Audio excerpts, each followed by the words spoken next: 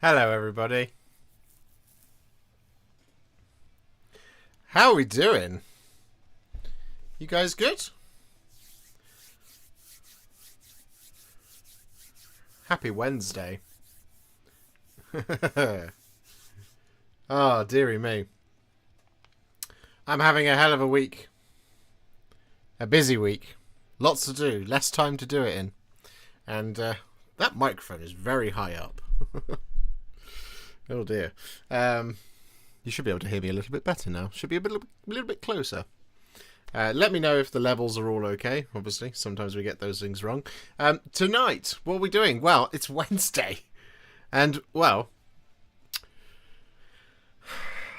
I have a sneaking suspicion. I think that maybe in the summer, and I could be wrong. This is a prediction, but it could be wrong. But either in the summer or coming very, very imminently, we might be having a third wave of contrast paints. Do we think maybe?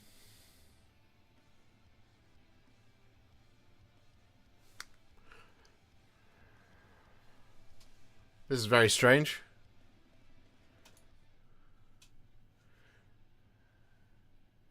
What's going on? Is the stream working? Because I'm getting a message that says it's not working.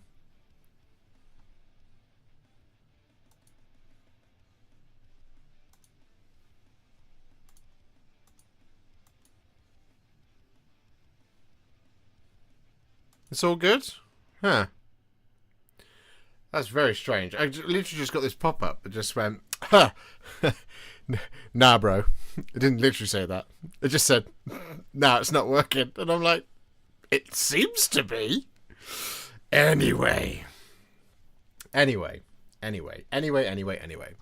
So, tonight we're talking about the summer release. And, well, I don't know if any of you have noticed, but we are in an off year. And because we're in an off year, you know what that means. It means that it's not going to be 40k or AOS is the lead product this summer. So we're not going to get a new edition of something. So what generally seems to happen is we get a wave of something else. Like contrast paints, for example. They launched almost 6 years ago. 6 years ago. Can you believe it? So, contrast paint came out 6 years ago, and then we got another wave of it 3 years ago. It'll be 3 years in July, I'm sure. And, well, there's a couple of reasons why I think maybe this is going to be happening. So, we need to just very quickly turn that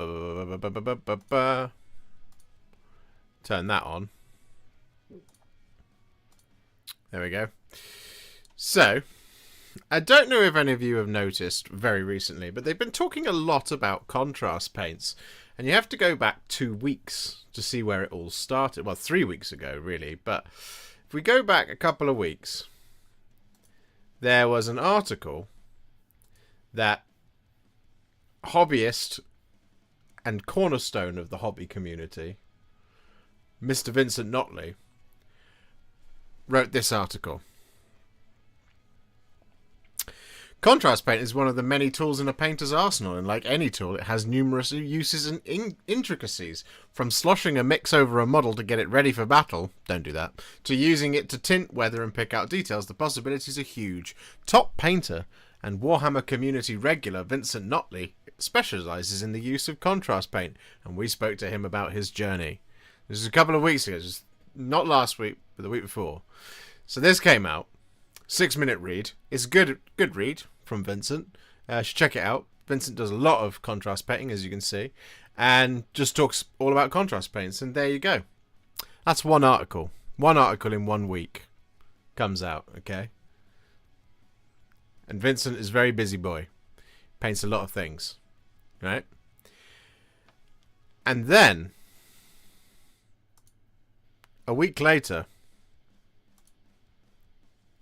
okay, a whole week later, this idiot right here, another article on contrast paints.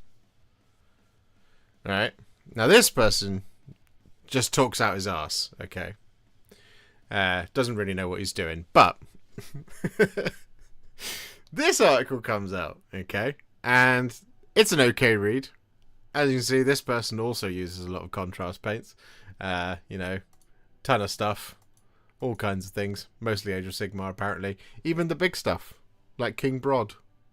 You know, even that kind of thing gets done with contrast paints. Okay. And then they released this video.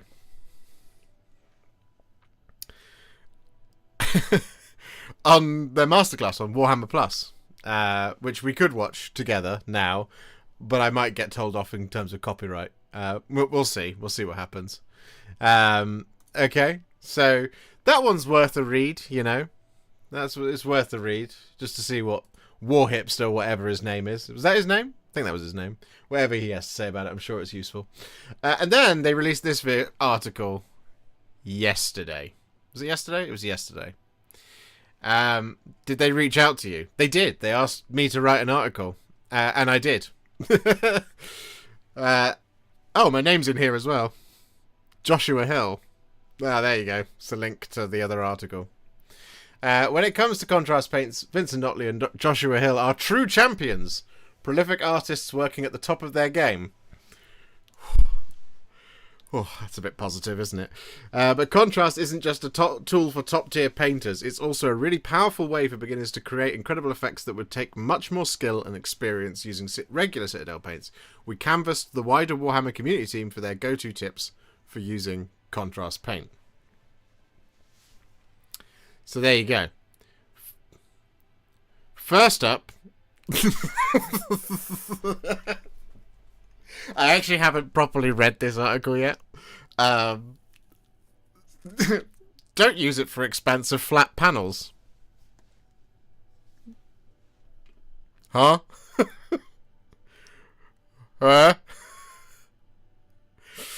Oops. Well, I've broken their first rule. Contrast likes to dry darker in recesses and works better on textured surfaces, whether that's fur, the folds of a cloak, or the contours of a face. If you do want to take your vehicles that extra step, weather your rivets by applying a dot of rattling grime around each one and into the recesses when you finish the main armor color. You can even use it thinned to create oily streaks and weathering. Creating simple winter furs that look great, on the other hand, is as easy as using Space Wolves Grey over a pale surface, then dry brushing with Celestra Grey. Interesting.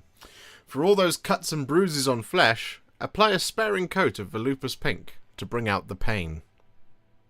There are plenty of expert tier effects which can be replicated very simply with certain contrast paints. For instance, you can paint the glow of power weapons either by glazing innumerable thin layers of regular blue paints, or you can lay down one coat of Pilar Glacier over the painted metal for a similar effect. This effect can be achieved more eerily with Warp Lightning over Lead Belcher or Runelord Brass, followed by a swift dry brush of Flashgit's Yellow, perfect for the sickly glow of Skaven or Necrons. And when you use a really strong white base in the recesses, you can then go over it with brighter contrast paints for simple glow effects. This works well on eyes, plasma coils, and mysterious orbs. So I'm just gonna I just have one question. Which blue is brighter than Pilar Glacier? Anyone out there? Have any ideas? Because the answer is there isn't one.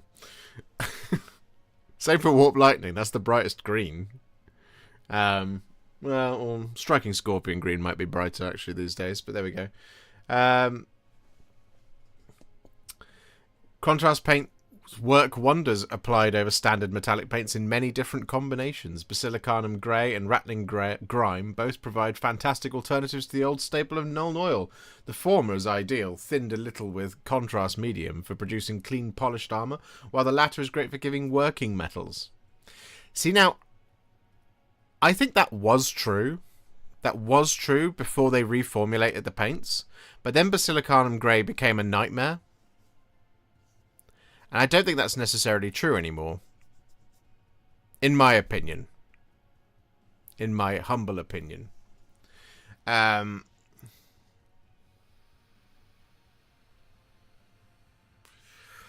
Rattling grime absolutely is well correct. Yeah.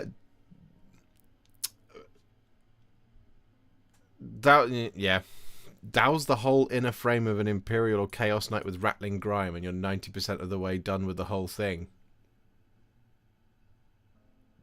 Yeah, I suppose that's true. You can also use contrast to make your metals more vibrant and colourful. For instance, Achillean green or Aethematic blue will work brilliantly over rune or brass. Or Retributor armor to produce green hued gold or verdigris. Right, okay, that was where I was going with that. I was like, no, incorrect advice. Equally, pretty much any of the less saturated contrasts will give you a really nice metallic sheen over bog standard lead belcher, producing a shiny red or green effect, perhaps. Yeah, that's true. You can use things like red over Retributor armor, which works really well. Red over gold makes it really bright metallic red.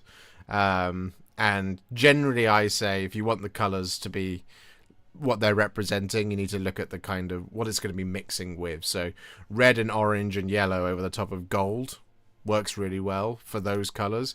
But if you put blue over the top of green, if you put blue over the top of gold, you're putting blue over the top of yellow, basically, and you end up with green. So you're not getting what you want out of it. So you need to put the green over a silver. Anyway, Skeleton Horde or Agoros Dunes applied over the same base coats ends up with an antique gold that'll suit Tomb Kings, Baronites, or grubby Stormcast Eternals. Interesting.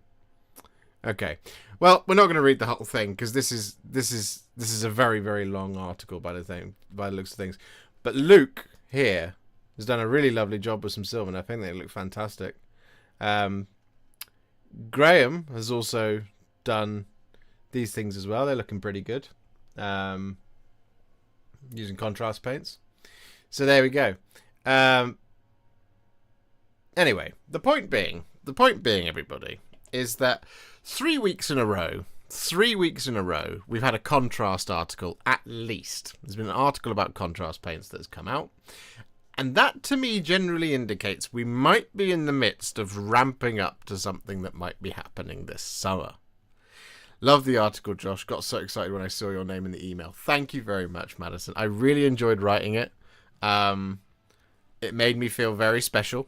If you haven't read my article, I know I was being a little self-deprecating, and really I should be self-glazing. But yeah, I did write up an article for Warhammer Community about contrast paints, which actually I try to put as much in there as the kind of things that we say a lot on the stream when people ask questions, like, you know, what's some of your top tips for contrast paints, and I tried to put that into the article, so it's worth a read if you haven't read it. And you know, I felt pretty good about it. What colour do we need for contrast that can come from Wave 3? Well, that's the question, isn't it, Thomas? Who knows? I think there's quite a few gaps in terms of colours that they have.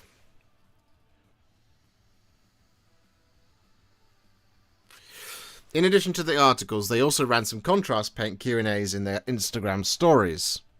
They did. I saw that, actually. I saw that the other day. Contrast metallics. That's the big one, isn't it? Is it even possible for a proper white contrast paint?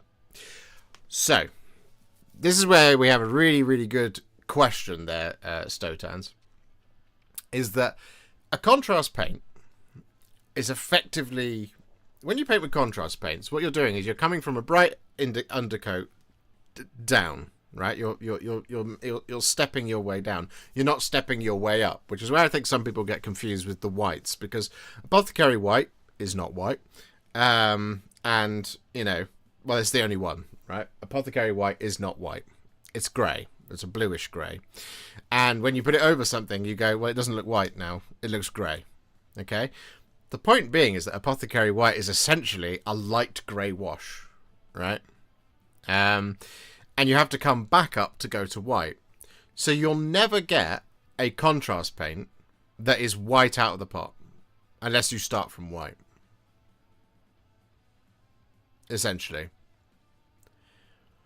Now, I've often kind of actually defaulted away from using Apothecary White quite often now. I usually use something like Nuln Oil, Soulblight Grey, or even Tyran Blue, because what I'm doing there is, for white, basically what you're trying to do is achieve a shade. When it's a white detail, all you want recess. You want to pick out the details in the recesses, and then you're going to bring it up to white anyway. So it doesn't make sense to try and, at least in my mind, scale up to white. We just go down a little bit, just in terms of the recesses, by putting a little bit of whatever, Nuln Oil, whatever, in the recess to get our shade and get our recesses picked out, and then we just relayer it with Corax White, and that's where we're going up. Hopefully they make rainbow contrast paint. Well, that'd be something.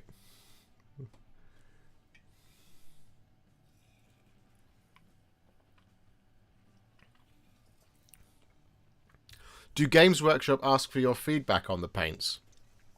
I wish they would.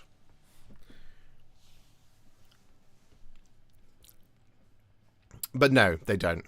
To be honest, they don't actually ask me for feedback on anything. I just give it by making sprue reviews and stuff. It's completely unsolicited feedback. You know, it's the thing everybody loves on the internet. Okay, so when it comes to contrast paints, is there anything missing from the range? And I think this is where we're going to have a really good time, right? Is looking at things like models, specifically models, where you see something come up quite a lot, and there isn't actually a contrast paint that's analogous to it, which is why people like me exist, where I make mixes and stuff, you see? So, as an example, the Death Guard. When you look at Death Guard armor, there is not a contrast paint that looks like that. There's not. Plaguebearer Flesh is not Death Guard green. Militarum Green is not Death Guard green. Gut Ripper Flesh is not Death Guard green. In order to get to Death Guard green, we need to pick a green and then add yellow, right? So it's just not there. A functional Space Wolf Grey would be lovely too. The current one is just terrible. There you go. So this is the thing, Tobaccist. Space Wolves Grey, absolutely gorgeous blue shade. It's not Space Wolves colour, though. It's not. It's just flat not that colour. So, I feel like Space Wolves Grey is a really, really, really good substitute for Drakenhof Nightshade. Because Drakenhof Nightshade is a really cold, dark blue, almost kind of elements of purple in there. It's not ideal, Drakenhof Nightshade. Whereas Space Wolves Grey, really good substitute for Drakenhof Nightshade, not good for creating Space Wolves colours, which is why in my Space Wolves videos, whenever we do it, we use Space Wolves Grey and then we glaze Rust Grey to actually get the colour that we're after. Incubi Darkness is missing. Ah, now you're getting it. So, Grey is the colour where there is such a struggle for contrast paints. There is a real struggle with contrast paints because you don't have an official dark grey. What you have is Black Templar, which is confusing to a lot of people, but Black Templar is dark grey. Basilicanum Grey has to be thinned down to get anywhere even remotely close to the grey it should be, which is sort of somewhere in between Mechanicus Standard and Basilicanum. Not Basilicanum. Somewhere between Mechanicus Standard Grey and Dawnstone. Similarly, there is, when it comes to things like Incubi Darkness or Dark Reaper and stuff, these are blues and stuff like that, but they are greys nonetheless. There isn't a blue that comes down. Rattling Grime is not completely synonymous with Skaven Blight Dinge.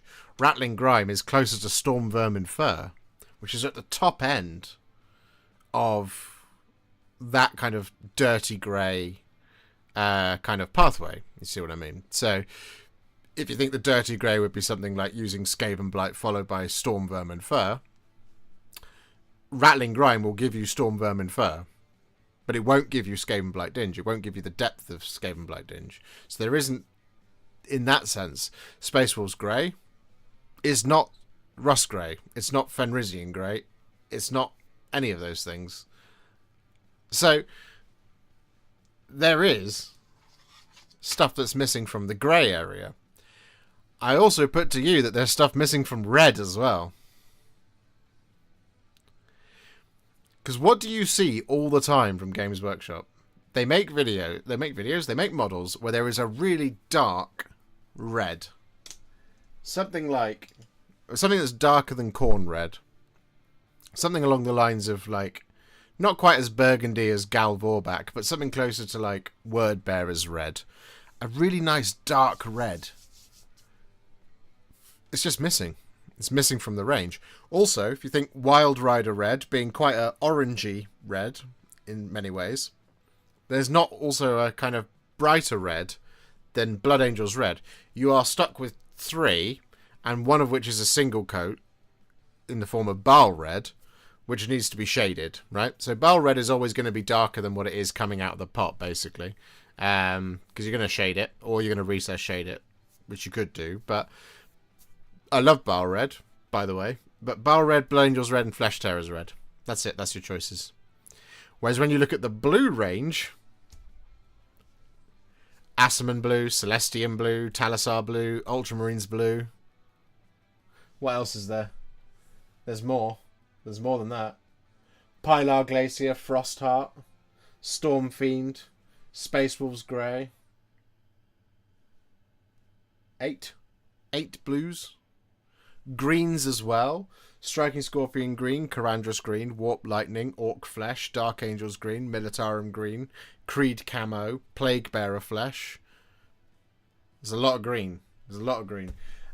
Purple. I still think there's some stuff missing from purple as well, because Luxion purple is great.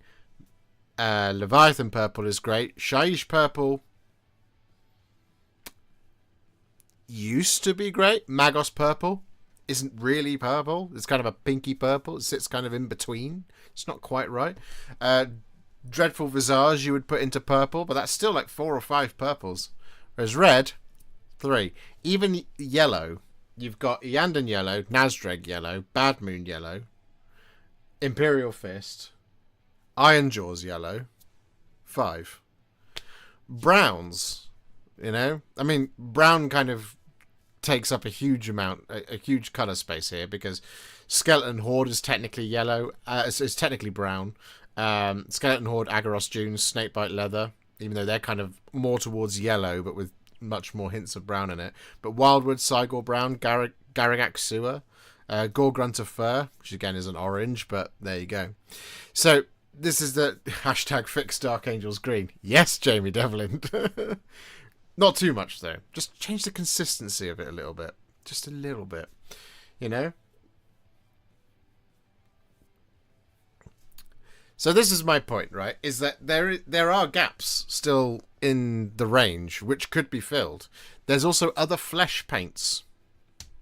Flesh paints is where you've got 3 that are called flesh. Guilliman, Dark Oath, and Fireslayer. And yes, they can look similar at times.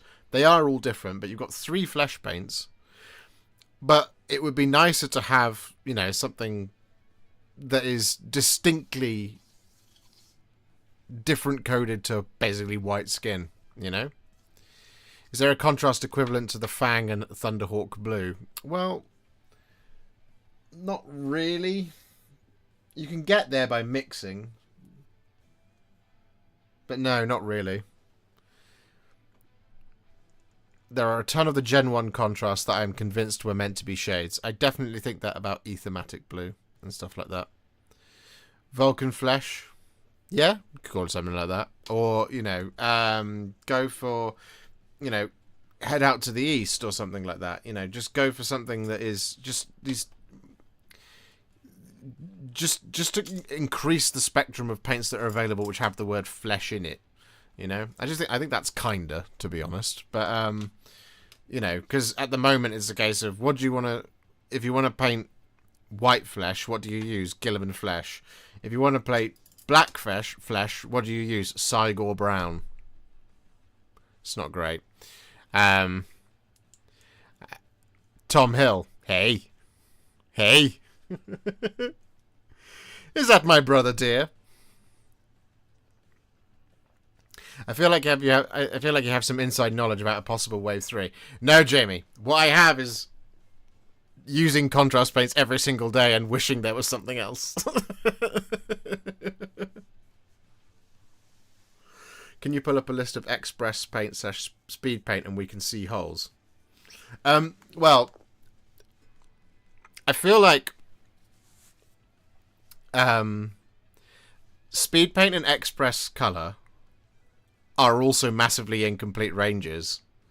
In that I feel like what you have with speed paint, this is not a criticism of it, okay? If anything, this is praise of speed paint, but the thing with speed paint is that you have, like, for example, your reds, and you have, like, one at one end, which is really dark, for example, and one at the other, which is really bright. And you have, like, 3 or 4 in the middle that are just vary ever so slightly, but will wildly misinteract based on what primer you use.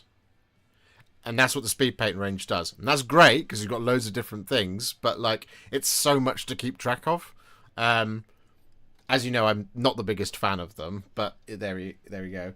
Express color as well is just an incomplete range. We know that. It's not even the same as Citadel contrast paints, you know. There's not even as many as that. So it's like, yeah, there's just stuff missing from there. Stuff like they don't have enough, like, different kind of bone paints and stuff like that. What you doing, stuff? Yeah, just hanging out. Hanging out with my 200 friends on the internet. Do you think they'd ever try to do contrast metallics? Well, this is the question, isn't it? Contrast metallics. Do they actually work? So my point about contrast metallics is contrast metallics will only work when you can convince the heaviest pigment that is available when paint, which is metallics, when you can convince that to stay on flat panels. That's when they'll work at their best. Because at the moment, you get a really strong metallic effect in deep recesses, which is fantastic, because it's darker and it's shiny, but on brighter surfaces and larger surfaces, it doesn't work so well. So when you're doing, like, trim, for example, it's pretty good, because you're using quite a small surface area. But if you paint flat, like Stormcast, if you paint flat open areas of a Stormcast with a speed paint metallic, it loses a lot of its shine. It actually starts to push it more towards being kind of that sort of non-metallic metal type of thing, which I don't particularly like as a vibe. It can work. There are some really good examples of it working, but it takes a lot of work to do. And the problem I have fundamentally with speed paint metallics is metallics are often the very last thing that I do, and I don't want to have to correct all of my metallic details with a white in order to use a contrast version of the paint. I'd rather, at that point, let's say you're painting a Blood Angel Space Marine, okay? And we've got these little vents here, and we've got a teardrop on the helmet. We've got the 2 vents on the backpack, and we've got the magazine, the barrel, and the scope of the bolt gun. That's what we're painting. That's all we're painting. It's going to take me a lot more time to recover those up to white to then use a contrast metallic than it is to just put the metallic on and shade it.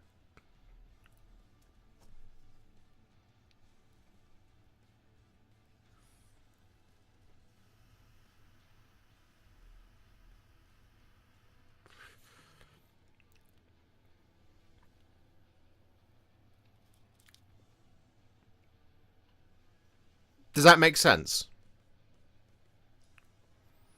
Harry wants to know what colour should he paint his Space Marines. Whatever colour is his favourite.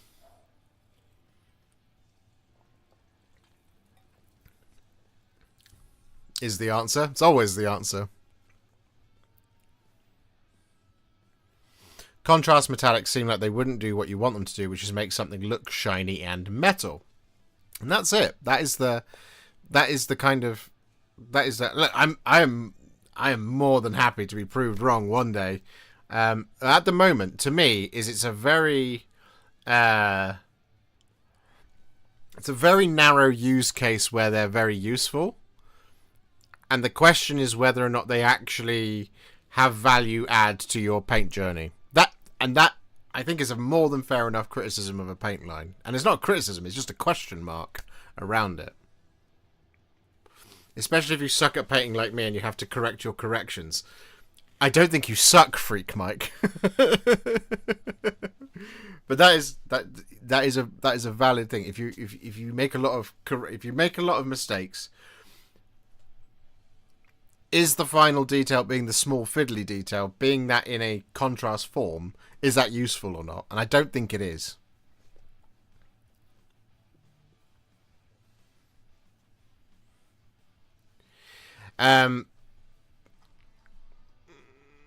So, you know, that I think is fundamentally the issue at hand here, right? So maybe they will come out with a contrast metallic. I don't know. I almost kind of don't want them to, as much as, because look, I'm the first person to admit I don't like painting metallics. It's the bit at the end of the miniature where I just go, ugh, have to do this bit again, like. But I'd rather do it the way I'm doing it than struggle trying to do something else that isn't really going to be fit for purpose. I've been raided.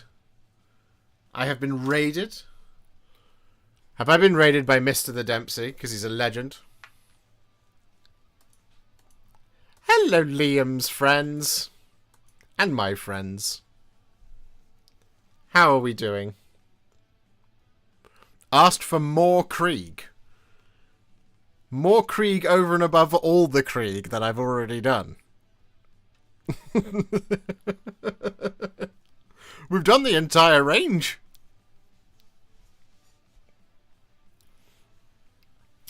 Dahi McGibbon, thank you very much for 5 gifted Warhipster memberships, you absolute bloody legend.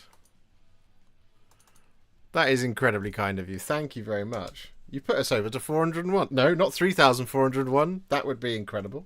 No, we're on 401. There we go.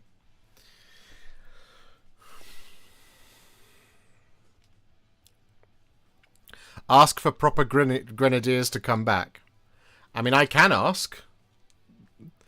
They'll tell me no. Josh. Yeah, Liam. Hello, it's day 50 of the year, and I see you paint 126 models. Meanwhile, me struggling with my Knight Arcanum after 2 months hobby hiatus. I'm sorry, Orzek. I actually forgot to put one on. I have done one more than that. I won't put it on now, though. That feels like a flex. That's not completely unnecessary. Is that a dressing gown? It is a dressing gown, Liam, because I'm very cold in my house. But I don't want to put the heating on, because if I put the heating on, it just ramps the heat too much. Grenadiers coming back would be awesome. Grenadiers coming back would be awesome, as would be a generic on-foot marshal for the Death Corps of Krieg. However, I'm not in charge of product development at Games Workshop. I wish that I was. Could you see a pink contrast? I could. I could see a new pink contrast coming. Something that actually is just either the kind of tone of Fulgrim pink, really bright, and one that's just under Volupus pink as well. Because Doomfire magenta is magenta, it's not pink. But you do need something that kind of resembles, like, what's the pink I'm thinking of? Pink Horror. How do you do your contrast paint mixing? I was following your method for the Crawl Boys and can't seem to get the green to come out properly. I basically just use a medium layer brush and do it on a dry palette. Dry palette.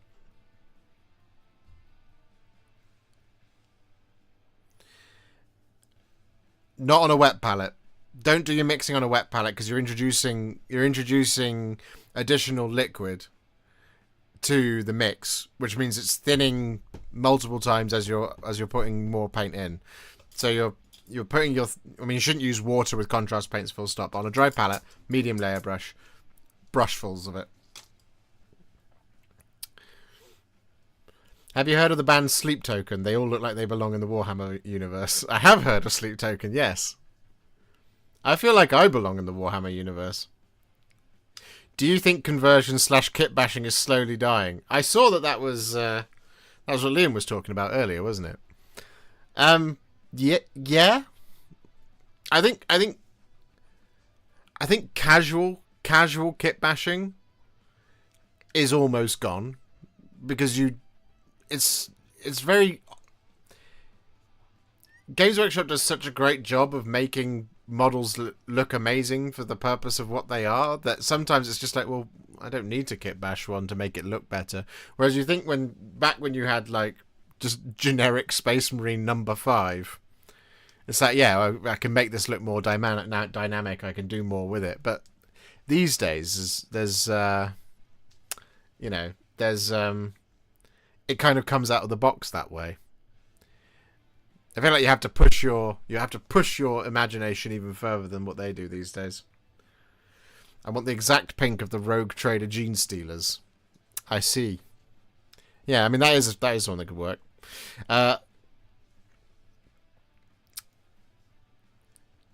is the Titan going? I have a man coming to collect it from me, who is going to clean it up, and then I'll be very happy. Because then I don't have to do the bit that makes me come out in a cold sweat.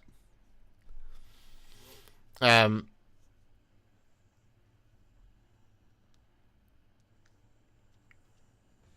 did my first gut ripper since I got back into it back in the start of 3rd. I did a menthol dry brush and used the zenithal dry brush, and the leather came out beautiful using that method. Or was it a menthol dry brush? You just added some mint.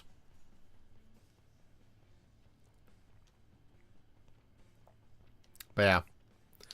So this is the whole thing, right? Is so when I look at things like, we go to gamesworkshop.com, okay, and we just look for some models. Even like maybe not in this particular range, but this is actually, this one's a good one. So if we go like here, okay, so this is Ungrim Iron Fist. Okay, can we scroll down and see the big version? Okay, yeah. So you see this red here? I can't zoom anymore. That is the most I can handle. This red just here, if we go like this, there is not a contrast paint that replicates that kind of tone of red. Because you'd think, oh, maybe Flesh Terror's red. Maybe Flesh Terror's red would do it. No, Flesh Terror's red doesn't do it. You have to do Flesh Terror's red and then shade it with Nuln Oil. How do I know this? Because I painted this model. Not this one. I didn't paint this one. But this red right here is a contrast paint waiting to happen. A really dark red. You see? Is kind of my point. And like even this skin color here, like this skin color doesn't exist because Guilliman Flesh is darker than this. You get darker recesses. Reichland Flesh Shade doesn't do this. Dark Oath Flesh doesn't do this. That's basically like Kislev Flesh is that base color right there on that skin tone. The orange is, yeah, you've got Gryph-hound Orange for that. When will we see that? You can see it now if you like. Although maybe this isn't a good idea for me to do because it will just it won't look great.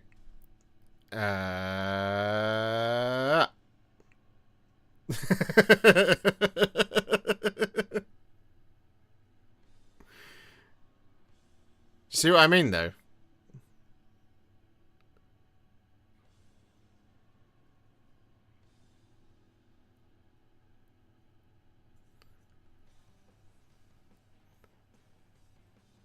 I need to finish his base.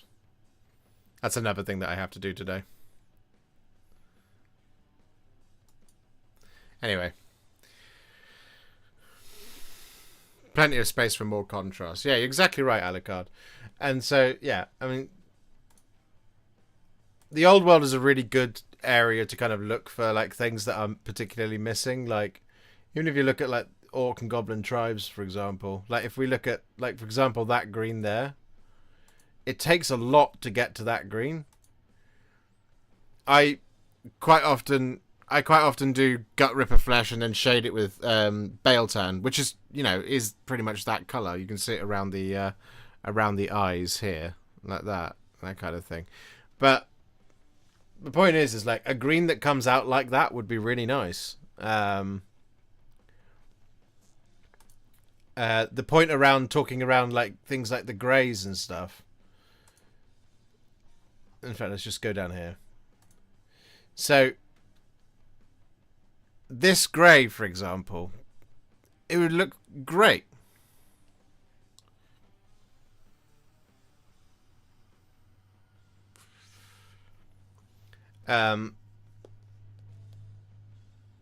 This grey over here would also be great in contrast form.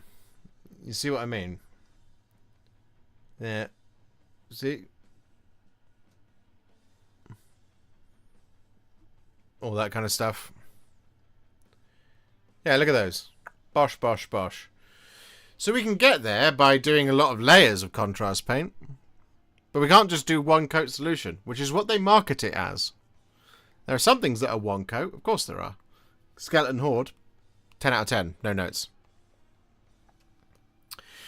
Do you plan to do any of the upcoming Heresy releases like the Iron Warriors Warsmith? I don't plan to do it at the moment, Daniel. I don't have them. So either someone has to buy them for me or has to ask very nicely when I actually have money. Jacob, thank you very much for the $2 dues. Fresh AF Slayer. That's very kind of you, Jacob. Thank you very much. I appreciate that. Yeah. So we can continue going down this road, but like you can just like look at like look at these common look at that color right there. You go. That's a great example. That color. Now we can get there with contrast paints. We need to use various greys and greens to get there, but that color, that'd be sick. It's basically like, you could probably do that with Vulcan Green, which is a layer paint, but like Vulcan Green, that would be nice. Surely Angron Transfigured will be getting painted right. Well, if they don't send it to me, then I have to buy it myself.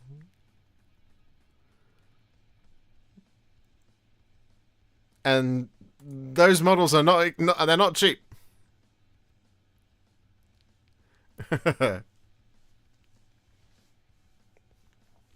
Don't forget to like the stream, says Mr. Gwatkin Gaming. He's absolutely accurate there. Would they add some more bone colours? Well, so yeah, that's a question mark. So there's a very popular colour that gets used all the time for things like that, and it's called Rakarth Flesh. Rakarth Flesh is a lovely, lovely colour, and we all, a lot of people appreciate it. Now, you can make Rakarth Flesh by thinning Wildwood down by sort of 4 or 5 parts contrast medium. So 4 or 5 medium to 1 part Wildwood, you get Rakarth Flesh. Or you can use, very sparingly, use Agrak Surfshade. But it's still not quite right. Some form of Rakarth Flesh paint would be excellent. Lol at Man City. Oh, what's happened? Have they lost?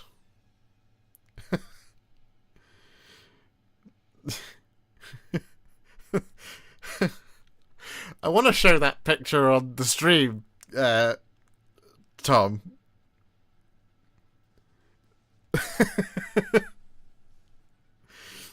But I won't, because, I have nearly 80,000 people who follow me. Thank you very much for sending me that. Need your help, Josh. The Krieg artillery team. The shields have a console on one side, but I'm not sure how the other console on the left side goes. Can you show how you glued yours? How did you eat yours? The artillery team, the shields on one side.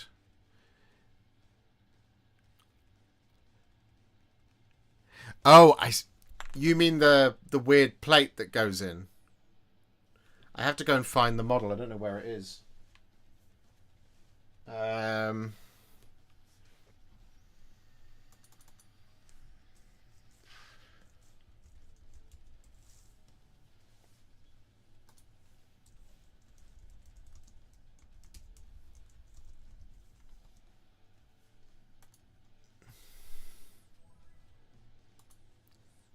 Hang on.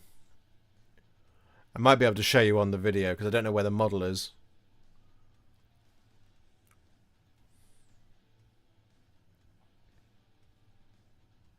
No, it is a slightly weird one, Dan, because it doesn't actually have a slot. It just goes on, as I recall. Why? Okay, there we go. If they were to name a new contrast paint after you, what color would you like it to be? That's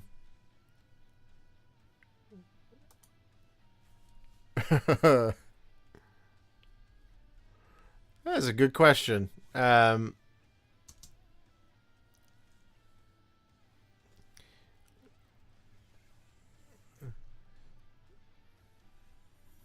on. Okay. You're talking about this panel here, right?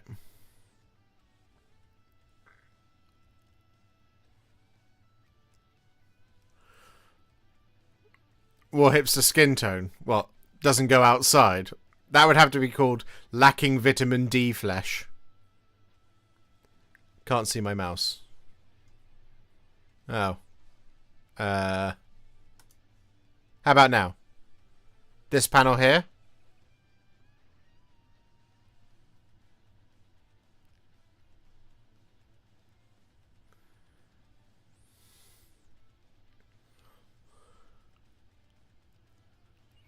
Is the weird angle to the right. Yeah, so basically what I did is I lined up this edge here with the outside bit. You've got a little... You've got a... There's a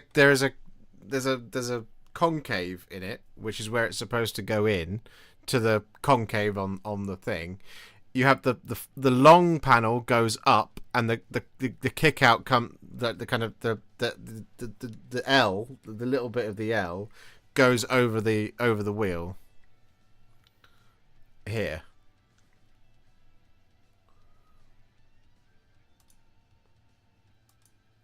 You see? No. Hang on.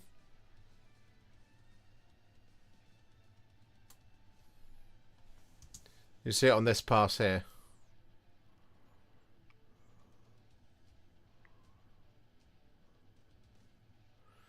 There you go. And if you look at it in there,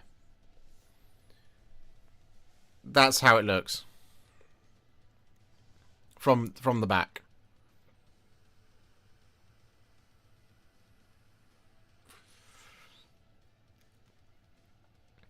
Basically, it will settle there. Just be really gentle as you're applying it, as you're gluing it in. Does that make sense? Josh Beard Brown. Yeah, I don't know. What's the paint I use the most? It's probably Black Legion, right? So, I mean, I'd love a black paint named after me because it would mean that everybody would be using it all the time because you use it on so many miniatures.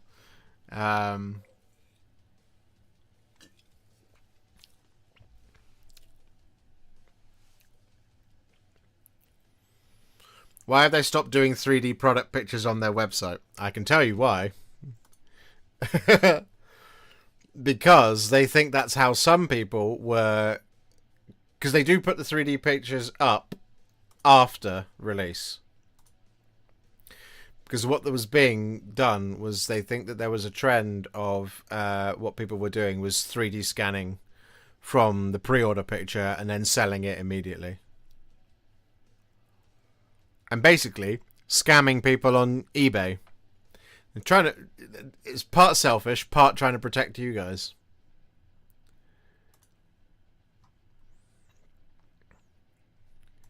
The artillery team is currently up for pre-order, so it hasn't got its 3D spinny picture. Null oil replacement. Josh Wash. I like it.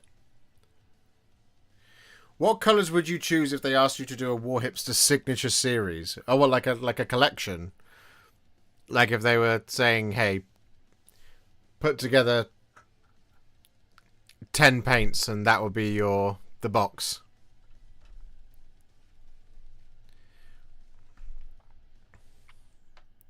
Like an army painter collection. Yeah, I see what you mean. What would be in there? Black Legion. As a contrast set, Black Legion would be in there. Skeleton Horde. Cygor Brown. Gilliman Flesh.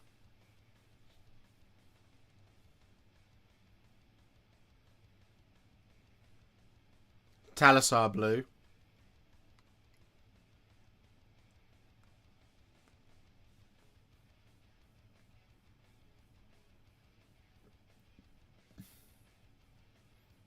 I can only think of 5. Oh, anything I think is missing from the range.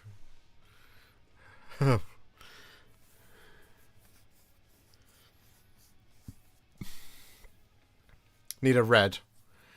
I love Bile Red, but you do need to shade it, so I would default to Blood Angels Red. I much prefer Blood Angels Red to Flesh Terrors Red. I like them both, but I use Blood Angels Red a lot more because it's brighter. Because you can come down from it easier than you can from Flesh Terrors Red. Because Flesh Terrors Red, once you go down, you have to then come back up. Whereas Blood Angels Red, you can shade it a lot easier, and you got more of a floor to it. Whereas Flesh Terrors Red doesn't have that much of a floor. Flesh Terrors Red, Blood Angels is desaturated for me. Yeah, no, that's fair enough. I like them both. But yeah, no, it's really tough. Like, what I would ideally like for them to do is say, hey, we're doing a new range of paints and we just want to use you as the face of them. Tell us what you want, and I'll be like, 50 colours? Or just take me to a nice round 100. The perfect green for the lion's cloak, because goddamn, that was a lot of steps. Yes. Yeah. Yeah. What's your view about the yellows? Yeah, so yellow's really good. The yellows... Contrast yellows make painting yellow accessible for more people. Because otherwise it's really bloody hard.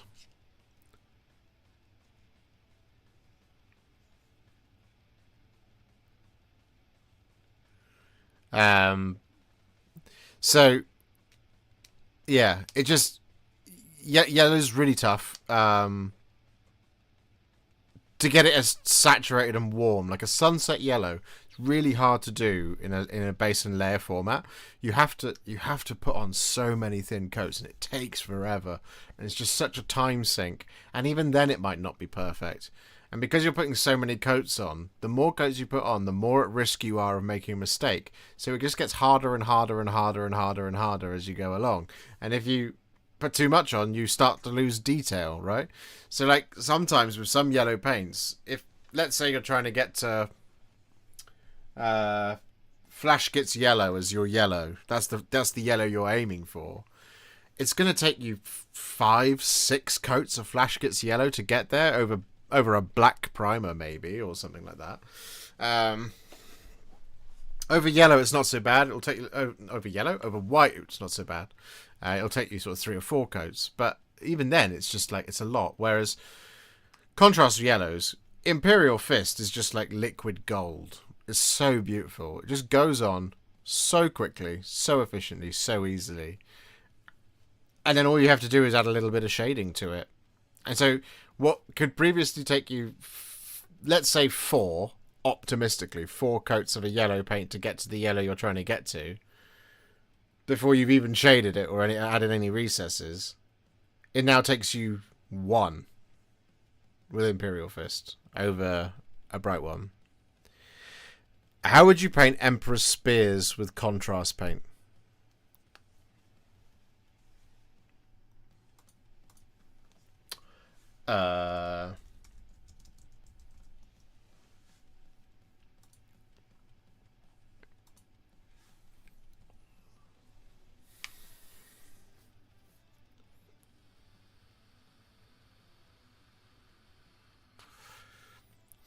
Honestly, I don't really know the answer, because the colour seems to change based on who's painting it. It's either like a really bright blue that's akin to Space Wolves grey, or it's like just 1 tone higher than Ultramarines blue. And I can never tell. I'd probably look at doing something like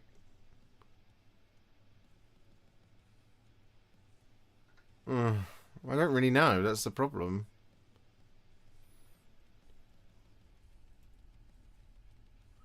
Because any of the like artwork, it just looks like Space Wolves with Space Wolves grey with a bit more blue in it. But weirdly, you could probably get there by using some sort of thinned down Ultramarines blue, maybe like 2-to-1 mix of medium to Ultramarines blue. Probably get you there. It's cold enough, right? If you want to go for a really warm version of Emperor's Spears, I would just say use Frostheart. Just use Frostheart all over and you'll be good to go. But that's like a really warm, bright version. But like, I didn't know if that would necessarily be correct.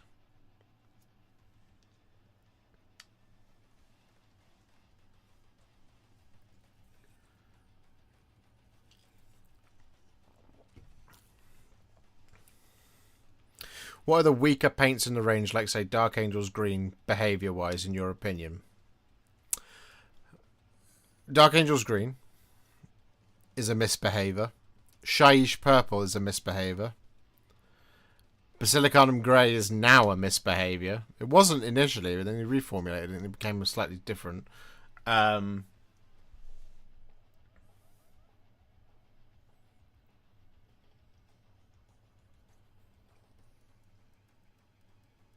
What else? Ultramarines Blue can be a bit misbehavey.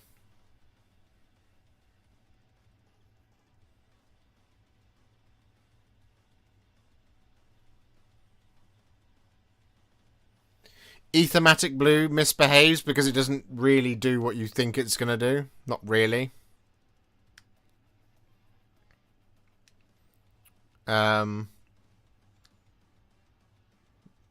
Yeah, it's just it doesn't quite hit the way it's supposed to, if that makes sense.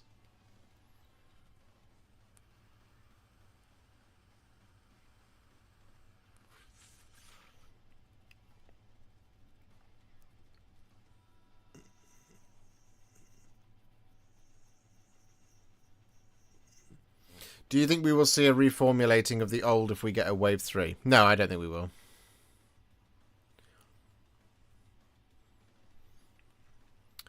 Needs to be light or it won't look like bone. Yeah. I mean, that's not really my experience. It depends what you're putting it over. I think Skeleton Horde can... Skeleton Horde has always looked kind of bony to me. Or like Parchment. You just need to be careful with it. Like, it's a weirdly strong light colour. If you use way too much of it, it's going to look very dark brown. But if you're just careful with it, you should be fine. Not sure if you talked about, but do you think they would start doing dropper bottles? No. No, I don't think they would.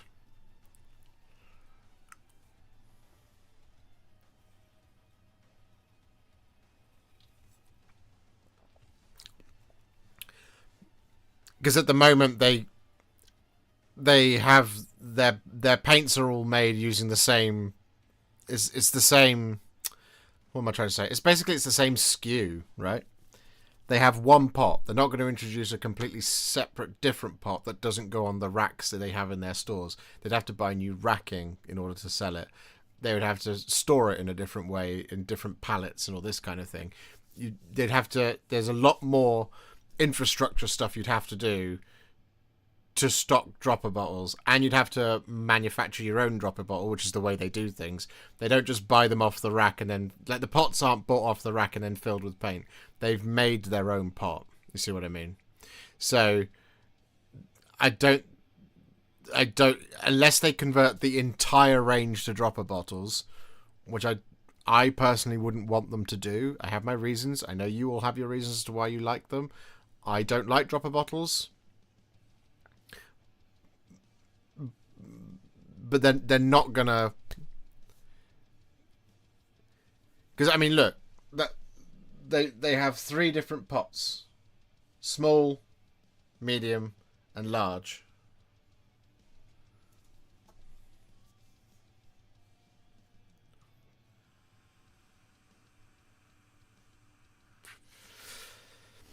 Do you think they need to update the range to keep competitive with the paint industry in general?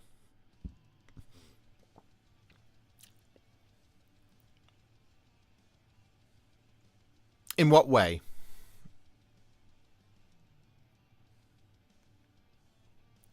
Like, what do you think they would need to do, James, to keep pace, as it were? Like, where are they lagging behind is the question. Because I would suggest that as the biggest company out there, let's face it, not for everything, but there's the biggest miniatures company out there. They set the trend, as it were. So if other people are kind of innovating in different areas, that's great because they're moving ahead. But I think GW sets the pace, as it were.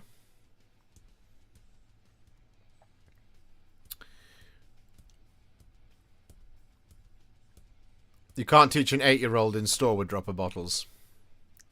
Dan gets it.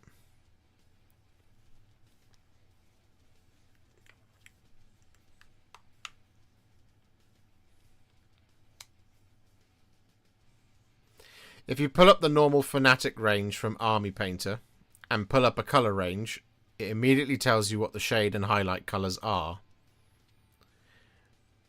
That's interesting. Interesting.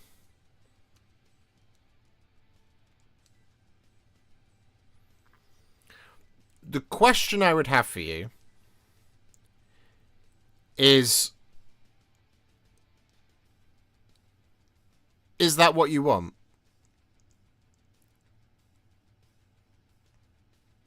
Because for me, as an artist, I don't want to be prescribed what I use with what.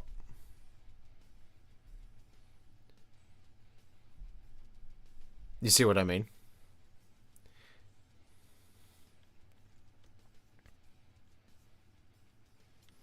Looking at starting my Striking Scorpions, would you change your recipe at all now? Didn't think Striking Scorpions Green was out when you did the video. No, I wouldn't change that recipe. Striking Scorpion Green is not appropriate for Striking Scorpions. It's way too bright. Corandrus Green is much better.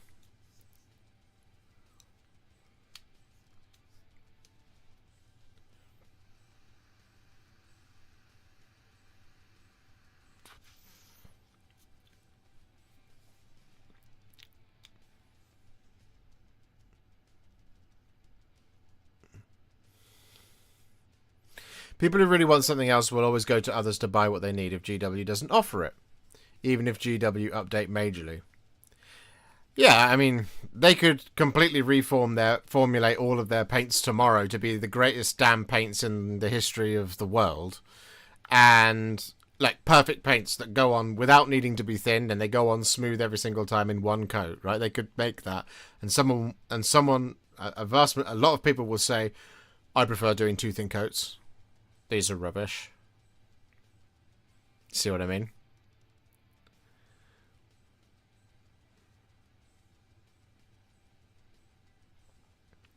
So what they used to have, I don't know if they still do, they used to have it in store. I don't think they put it on the internet, but they used to have a triad system where they showed you recommendations for what goes with what. But they don't force you down a buying lane to be like, if you buy this, then these are the paints that go with it.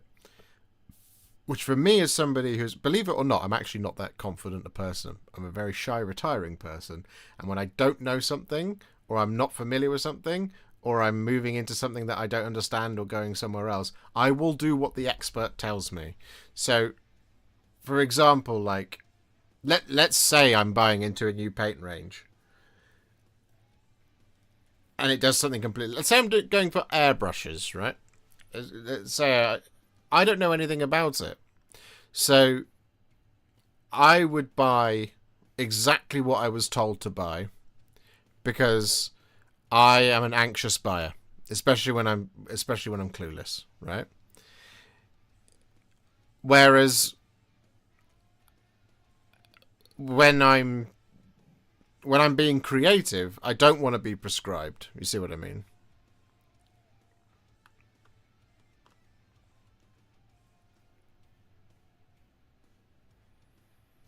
I haven't tried the Fanatic range from the Army Painter.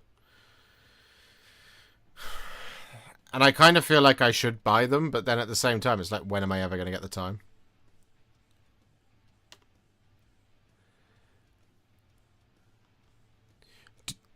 Do I think they'll ever fix the older contrast paints? I don't know. I don't know. Like I said, I think there's a couple. Maybe there's a mild tweak they could make to some of those paints, but I don't know if it would completely change what the color is. Don't, because GW might drop you as a content creator. They might.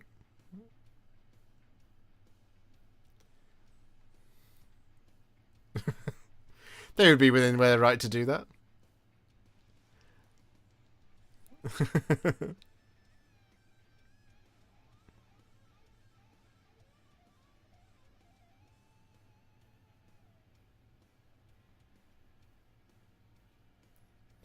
Hello all, only just tuned in. What makes you think they're doing a new range of contrasts, and what colours do you think need updating? Well, like, this to me is... Haha, you're saying what needs updating. You've been conditioned, sir. If you're a 40k fan, you've gotten used to everything just being updated and there being no new models. I don't think they're going to update contrast paint line. I think they're going to add more. Wave 3, not version 3.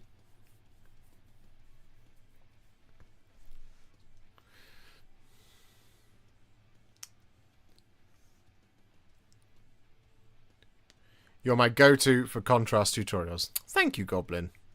That's very kind of you.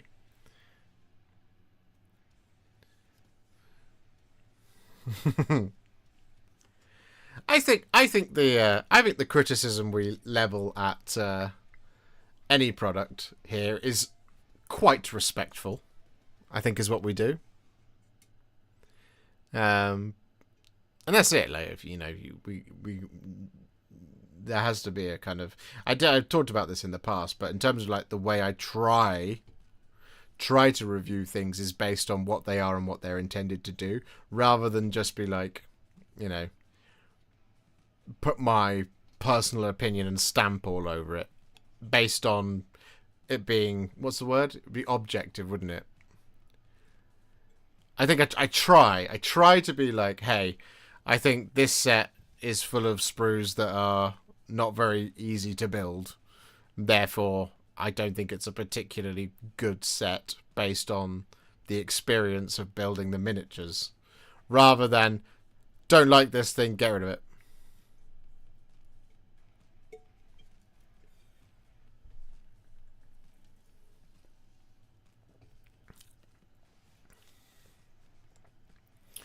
Very mindful, very demure contrast tutorials. I try.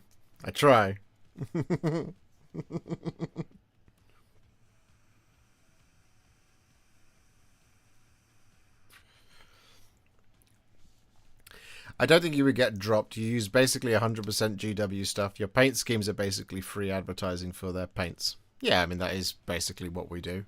I tried to position myself and my content towards the wider end of that hobby funnel. That's kind of the idea.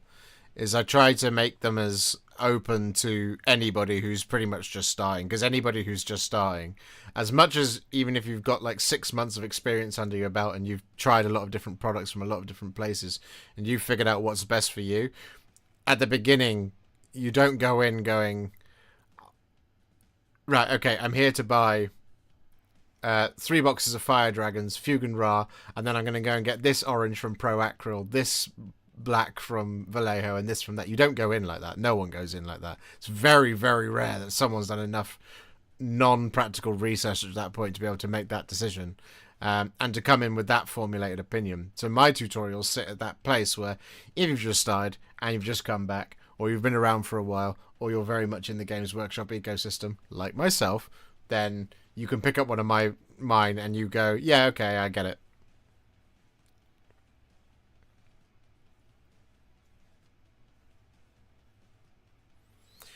Which Hive Fleet is your fave if you had to start a Nid army? None of them. I don't like Tyranids. I don't... Leviathan? I like the purple. You did that. Well, yeah, that's it, James. You went hard in the paint.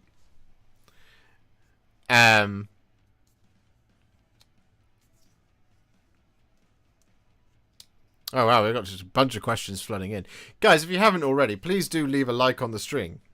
Maybe we can get to 150 likes. Don't like Tyranids? Oh no. Okay, I'm gonna very quickly cover this with Tyranids. I don't think they're as imaginative as they could be at this point.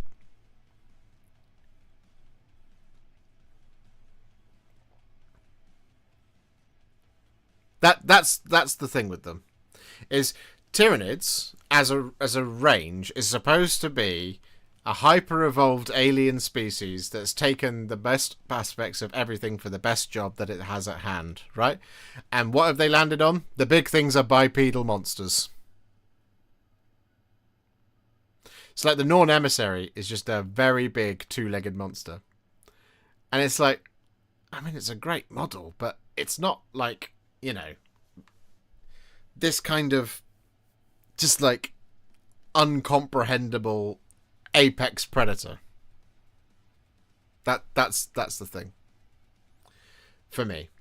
If they went super esoteric with it with Tyranids, I might be really interested. Do you ever go back to your videos to double check how you painted something for an army you have? I do all the time, Sam, yes. I have over 700 painting tutorials on the channel now. I cannot remember over 700 schemes. I can handle maybe 5 in my brain at once.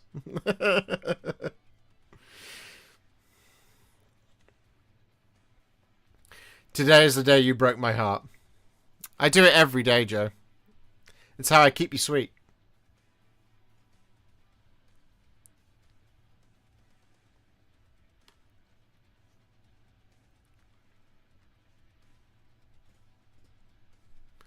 I have been preaching about your channel in my local hobby store. Love your work. Thank you very much, Jay. That's very kind of you. But yeah, if you haven't already, please do leave a like on the stream. Can we get to 150 and, you know, break some sort of record for when I'm live? That would be amazing. Also, if you'd like to support the channel a little bit further, you absolutely can do so. You can either become a member by clicking on the join button, or you can hope somebody else gives you some membership, gives you a membership. Or you can give some members yourself. Or if you really want to send something that absolutely has to be read out and answered, or suffered, because you might want to just tell me how bad a person I am. That can also happen. You can send a little super chat down below. That's the YouTubery stuff. I am good at my job. I just haven't done and said any of those things in the last week or so. You said not to mix contrast with water. Why is this? I literally do it every day. The reason I would suggest that you don't use water with contrast paint is water tends to just actually start separating out the pigments, and it then leaves this little line around the outside that looks like a water stain mark, like a watermark basically. It does something slightly weird to contrast paint. The medium is just better, and oh my goody aunt, Mr. Artistic Outlaw.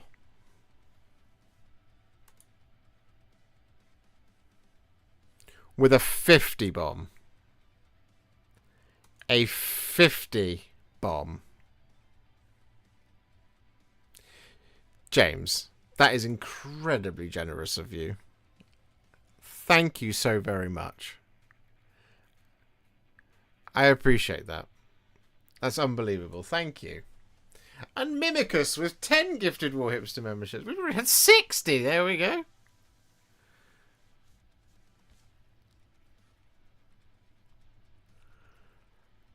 Guys, that's very generous of you. I very much appreciate that. Thank you. Boom. Look at that. 461. Amazing. Thank you so much.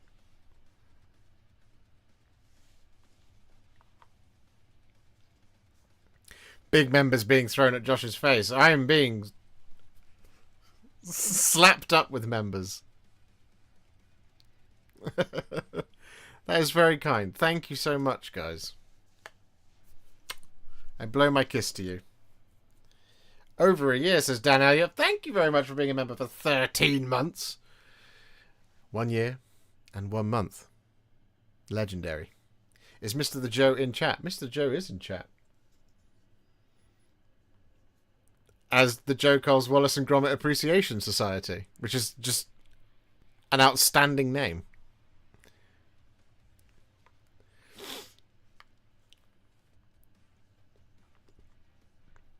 No, thank you guys. I appreciate that so much. Thank you. Who is your favourite Primarch? Sanguinius. Blood Angels. Blood Angels are my favourite Legion, after all.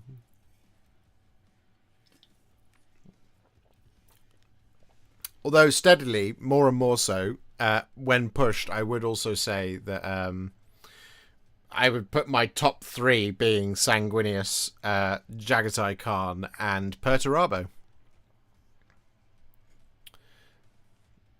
Would be who I'd put as my top 3. Not in that order, necessarily. I just very much enjoy Perturabo just being, you know, a very sensible person at certain times, and then also being very unsensible at times.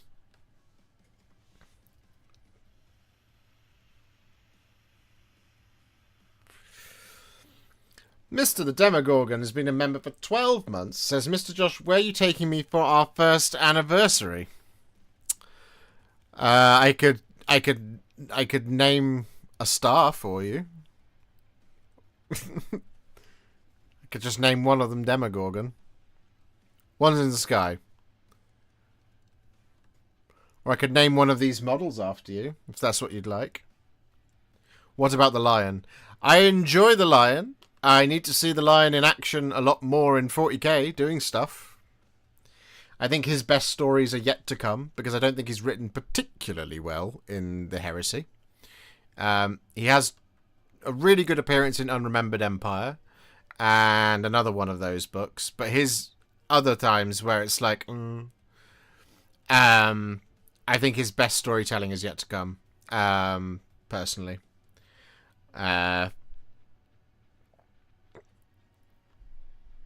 Because the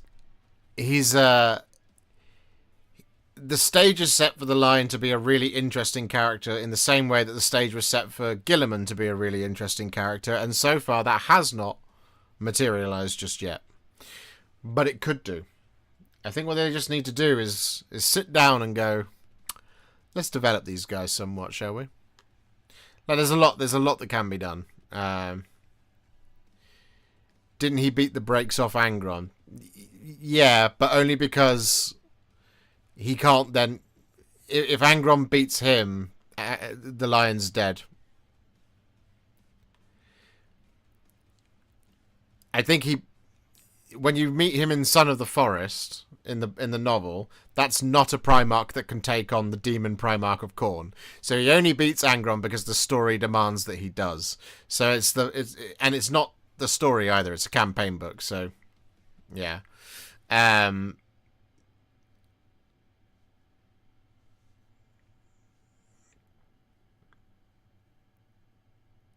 so yeah, it's just like, yeah, we need a book that's just kind of more. We need a lot more of it from Black Library, I think, where I think if they just created a common thread and moved through it, that had actual consequences around somewhere that we care about, they'd sell a lot of books. Um,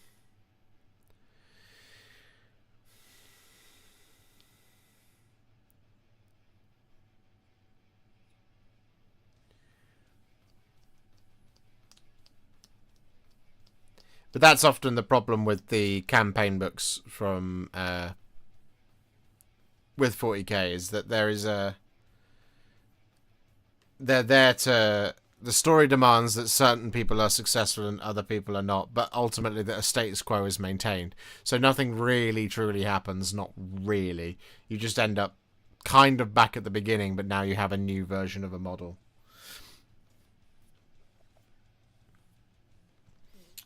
So like, yeah.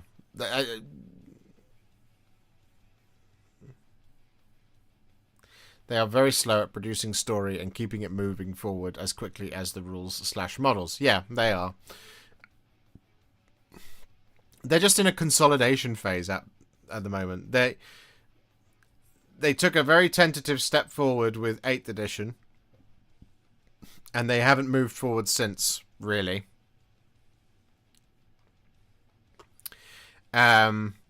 So we just need to see where it goes, really, and maybe that will happen moving into 11th. They'll progress things. But yeah, I mean, you just want to have acts of consequence, you know. I think my problem with 40k lore is, I think why everyone gravitates towards the Horus Heresy is that there are events that move the narrative forward, and the best books are all the ones that introduce you to the next bit, and so on and so forth. And it's, you know, we've got this prescribed story where we know where it's going. Well, in 40k it would be nice to have the similar thing, but obviously we don't know what's going to happen. That's in the future now to us, whereas the events of the Horus Heresy have already been poured over many times, so you know where it's all going to end up, and you know broadly how it's going to turn out. And I'm still mad that they said, oh, Siege of Terror, maybe it didn't all happen the way you think it did. It happened exactly the way that it's always been said. Like, there's nothing new happened in that, in the Siege of Terror books. It was just a very roundabout way of telling you exactly what was written in every codex up until 7th edition in terms of the beats of the Siege of Terror. And it's like, great, that's what we wanted. But yeah, so it's like, what I would like to see happen is the story actually just get a concrete footing and start to progress forward, and you can have victories and you can have losses on both sides. That's also okay. You know.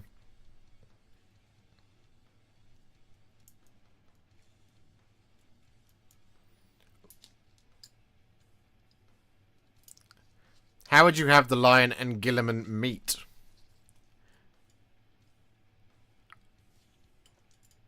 I don't know as if I would. I would have that being their objective, but for whatever reason, it'd just be very difficult for it to actually happen. Um,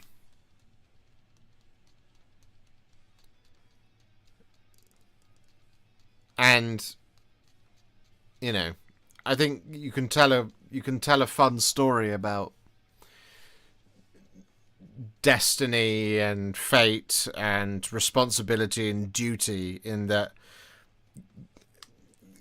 Gilliman and the Lion getting together is only a choice of real. I mean, it's a familial choice. It's basically them wanting to touch base with each other just based on their shared past.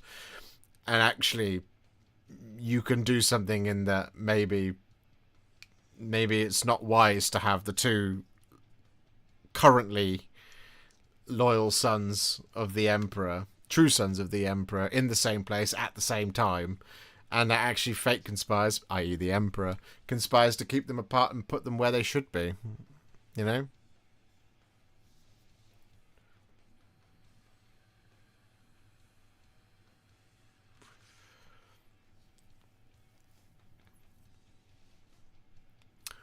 What if you got a collection of basically letters to each other,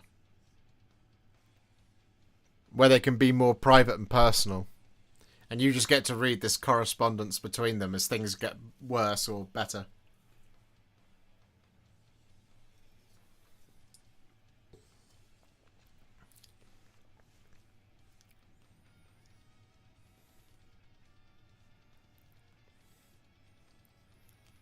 Like, them getting together isn't really going to be of consequence, is it? It's going to be them going, now then,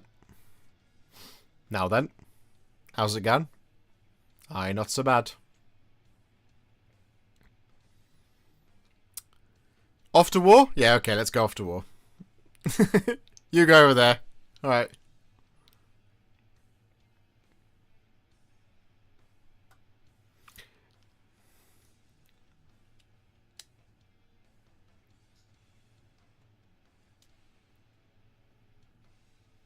And like, they didn't set enough. I feel like they didn't set enough groundwork in all those Horus Heresy books to create meaningful reunification. If you see what I mean. And I think maybe there's a really cool story out there that if he hadn't died, or through some trick that was really well explained, Sanguinius was not actually dead. But if you have Sanguinius and Dawn reunite 20,000 years, 15,000 years later, Dawn's carried that guilt all his life. He's carried his body back from the vengeful spirit to Terra. You have a really interesting dynamic there. Whereas Guilliman and the Lion both sat out most of it. Arguing. So, like, what do? We bring them back and have them argue some more?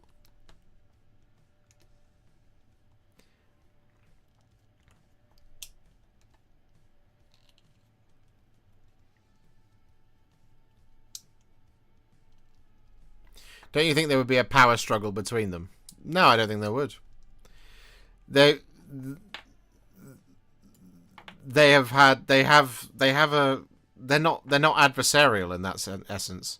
If you had, okay, same thing. If you had the Lion come back first, and then Russ returned,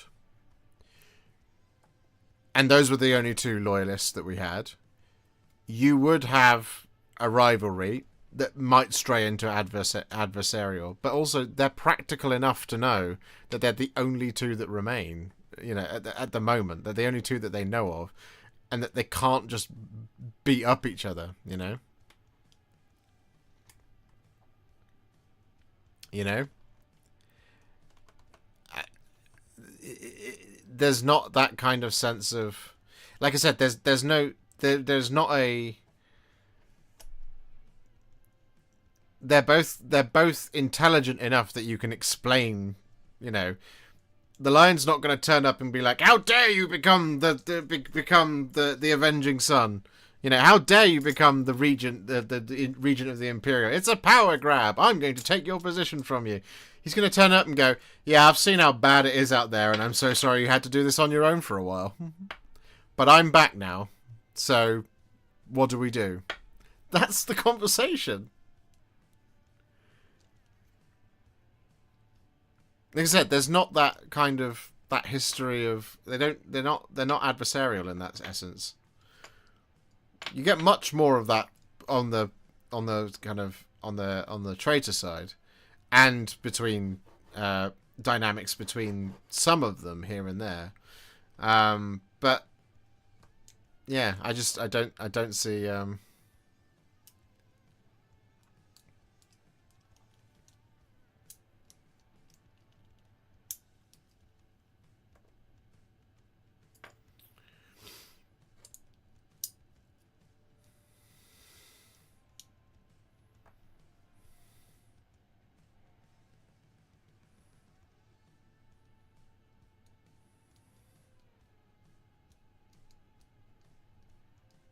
Yeah. There are some dynamics between some of the loyalists that are somewhat interesting, but a lot of them are more bonded through trauma, but also through just straight up love and respect for each other. They are united over the horrible thing that happened at the Siege of Terror. They're united over the betrayal of the only brother they all loved, and they are united by the death of the brother that they all loved. Um, so once they've been through that experience after that, whilst they might have disagreements and things, like, Dawn disagreed with the Codex Astartes, but ultimately capitulated to it because he saw the reason in it. And now here we are in the 41st millennium. They're going to. They're not. He's not going to come back and be like, right. So, back when I agreed to this, I've actually decided I don't agree with this. I've had a chance to think about it for 10,000 years, and I hold the same position I did.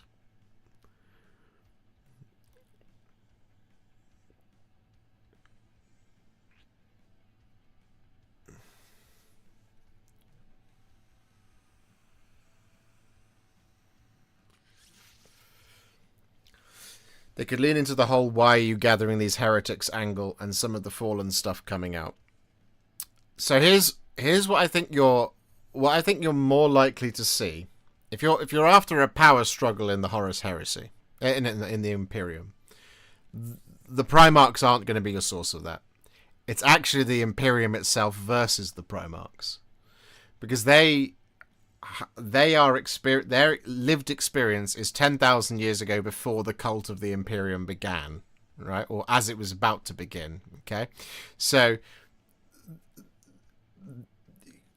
Gilliman's not going to sit there and go, "Heretic, he's got 3 arms," to mutants. Gilliman's much more practical about everything because he grew up in an era of practicality, the imperial truth, which has been perverted beyond all recognition. What you are more likely to see, if strife within the Imperium is what you're after, is the ecclesiarchy being at odds with the practicality of the Primarchs. It's not that they're going to be like, they're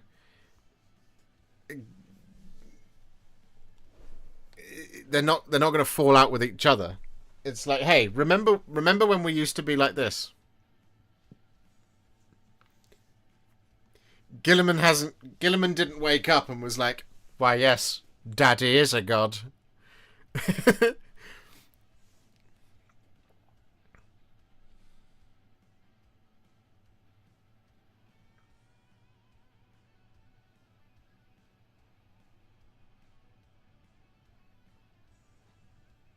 Yeah, exactly. He was the opposite of that. He was like, "What the hell are you all talking about?"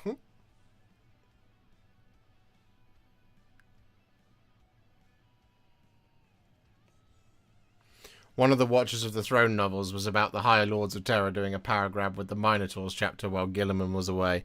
Exactly. That's what you're more likely to see.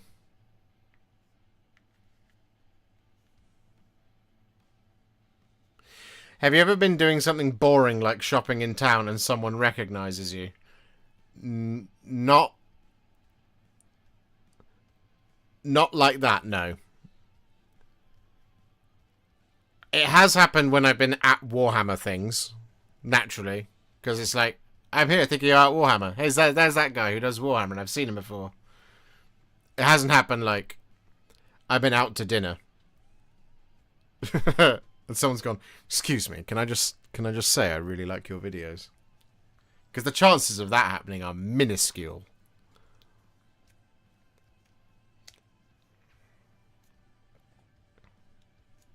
But yeah. Um, I saw some questions about contrast paints in there. Concerning paint, new colours are great, but I'd much rather have the entire line in dropper bottles than those horrible pots. Fair enough.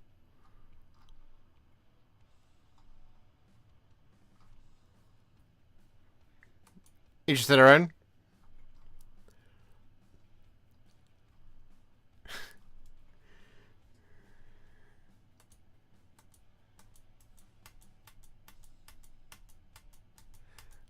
Where are you from? I am... Where am I from, or where do I live? Because I am from Gloucestershire, and I currently live in Cheltenham.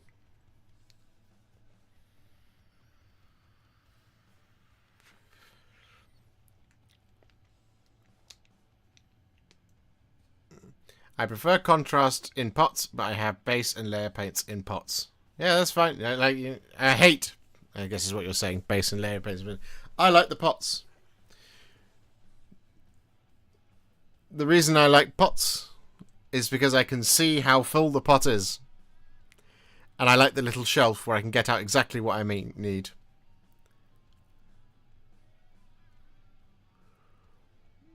Every time I've used a dropper bottle, and it's probably just a skill issue, let's be fair, but every time I've used a dropper bottle, I always end up just blobbing out way more paint than I need. It's a false economy.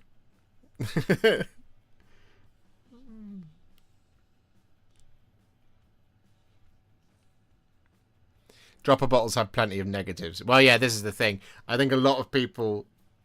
I think what you see on the internet is everybody saying, we love dropper bottles. And there's that silent majority of hobbyists who are not on the internet, who are perfectly happy using whatever the hell they're using.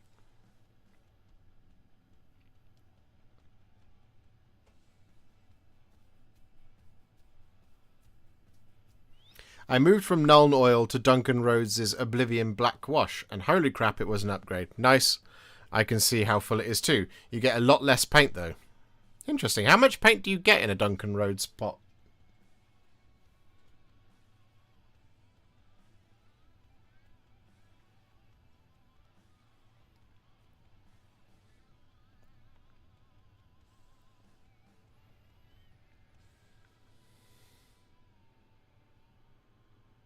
$15 mil. 17 mil. 60 mil. Well, a shade paint from Games Workshop is 18 mil, which is the same as what you get with the contrast paint. 18 mil.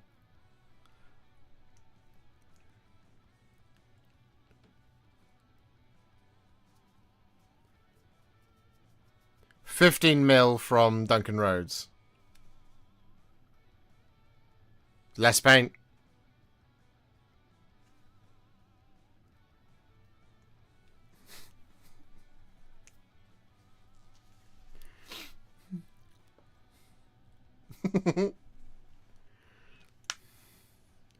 Are they $3 mil cheaper?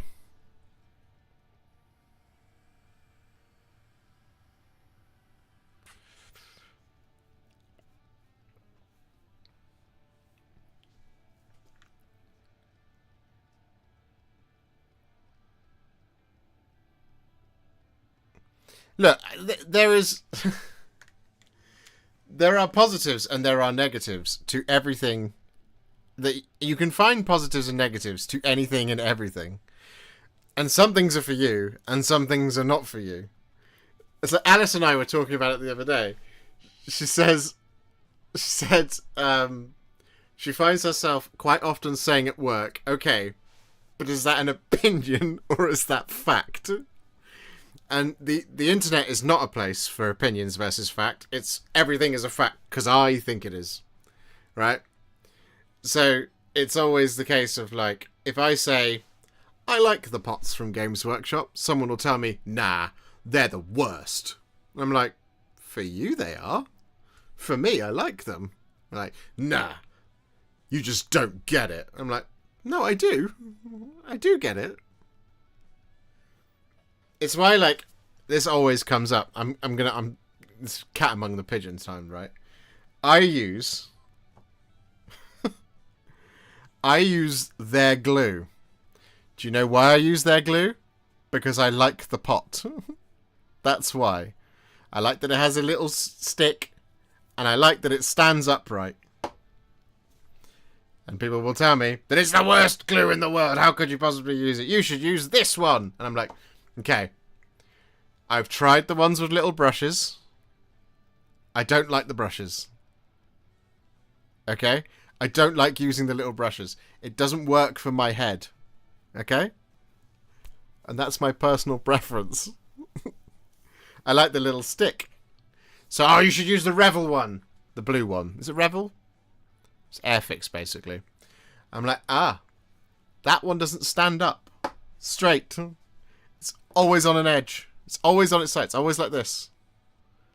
And I don't like that. Because it annoys me. Because I want to put it down. Like this super glue. Put it down. I like it standing up. Okay, it's a weird thing to like. Okay, but it's a thing that I like. I like it. I like that these things stand up straight. Why is that so weird?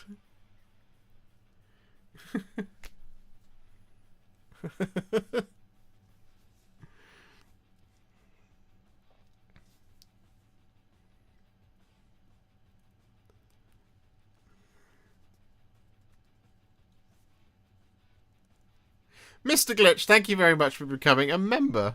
It's very kind of you.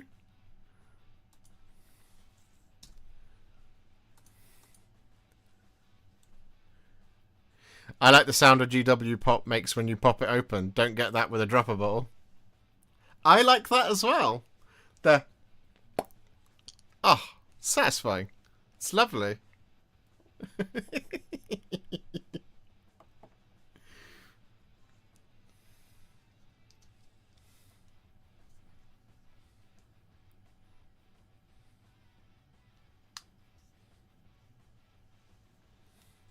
When the seal tears on a new one. Oh. Oh. Yeah, that song right there.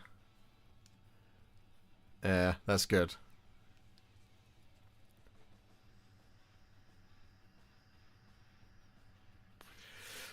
I talked about this a little while ago. Okay. And I always bring this video up. I don't know why. Well, it's because it's the most controversial video I've ever made. I made a video where I compared contrast paints, speed paint 2.0, and Express color.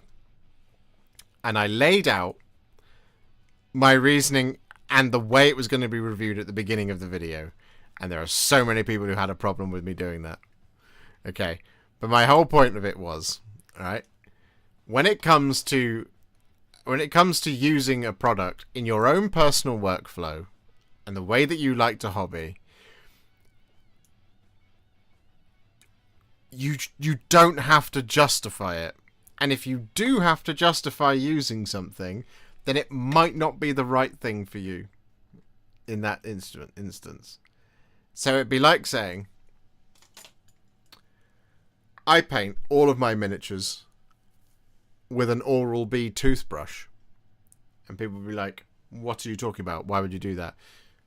They're the best brushes you can use if you just clip off all of the bristles, create your own brush stick that's molded to your hand, wrap them in your own ferrule, and then you use them. It's the best brush you can ever make. You go, but that's a lot of work to make that work.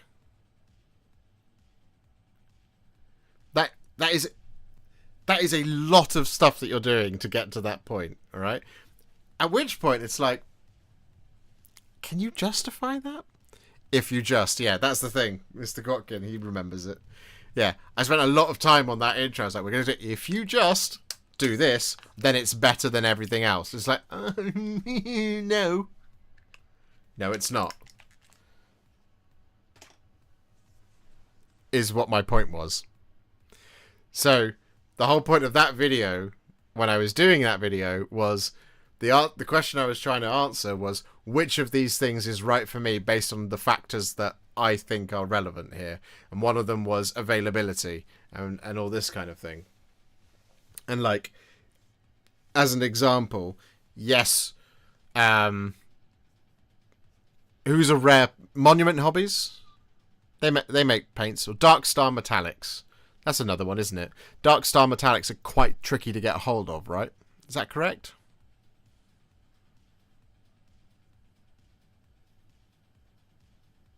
I paint with a spider jammed into a brush protector. Excellent.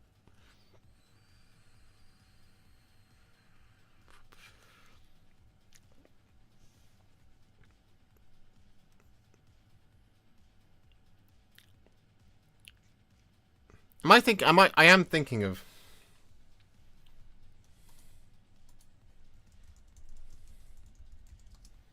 Yeah, Dark Star Metallics. Okay. So Dark Star Metallics are meant to be really lovely. And, you know, they do look very, very nice. Dark Star paints in general. I've seen them. People like them. They're pretty good. Okay.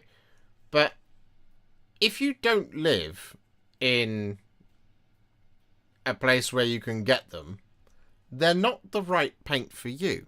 Okay. Now, let's say you're also a YouTuber who has to make content in order to eat and pay the rent. And so you paint all day, every day, and make videos all day, every day. Right? Let's say that that's a very niche use case, I grant you. But let's say that's who you are. Is a product the right thing for you if it's going to take you 2 weeks to get hold of a replacement when you run out? No. It's not the correct product for you. Because if you're sat waiting for your paints to be replaced because they're notoriously difficult to get a hold of, you're not making content. You're not hobbying. You're not doing anything. Same for...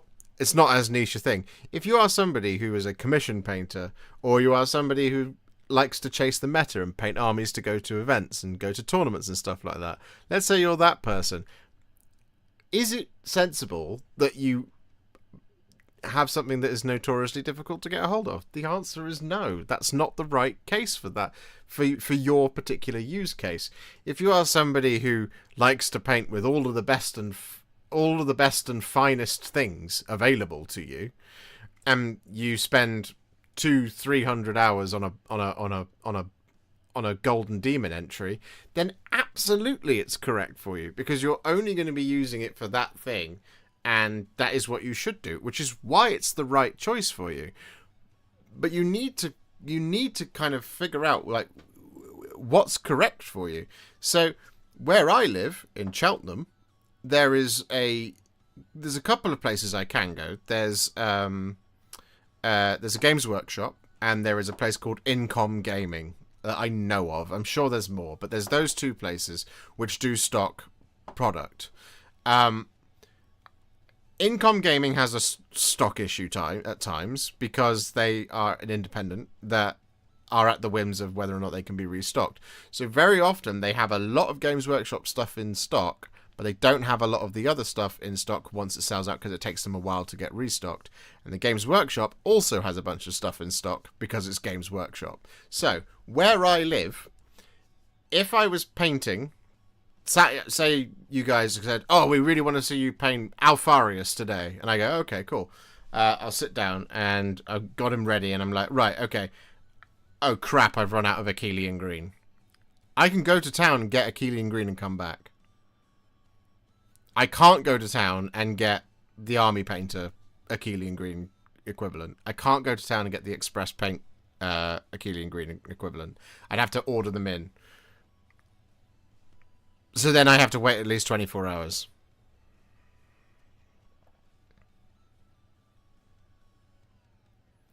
So in that instance, for me, being in the GW ecosystem is much better. Now, if we were to move to Cardiff, where Firestorm Games is just around the corner, or Swindon, or something like that, then it's a pretty reasonable use case that would not be a separator. So that might be something that I would actually sort of step back from as being a reason to review a certain hobby product with.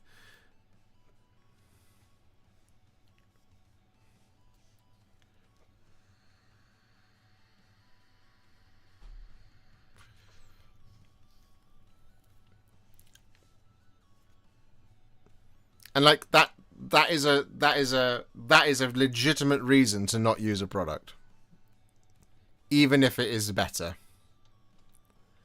Do you see what I mean? And so there might be better glues, and there might be better pots, and dropper bottles might be better for you, and brushes might be better for you, and wet palettes might be better for you, and using an airbrush might be better for you. Great. You're not wrong. But I'm also not wrong about what I like to do. So don't tell me that I'm wrong. Because I won't tell you that you're wrong. The closest game store to me is 850 kilometers away. Consider yourself lucky. Wow, Michael. That's quite the trek.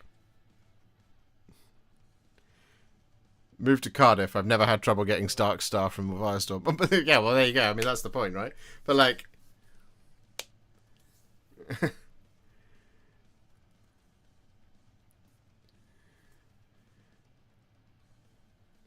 But my opinion is the only correct opinion, and you're wrong. Yeah, exactly, Lil May Rose. Exactly. What is your favourite brown contrast colour?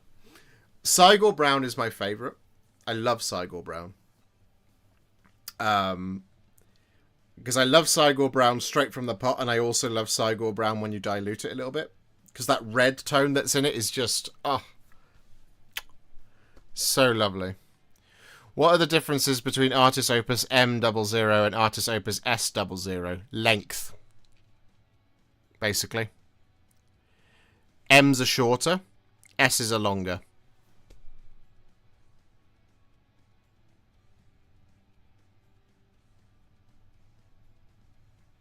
There's a difference between the S and the M range, basically, as well. There you go. So, anyway, that was quite the tangent. Quite tangentially away from contrast paint. But the point we were looking at today is Warhammer gearing up to release Contrast 3.0? And at the moment, the signs are pointing towards yes. We're not in the midst of a campaign for a new edition of anything. And what we're getting is a lot of articles and a lot of social media engagement at the moment around contrast paints. As mentioned, there is the article that was put out yesterday.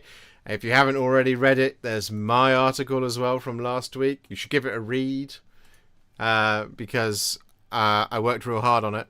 There it is. Look, elite contrast paint tips. I'm elite. Apparently.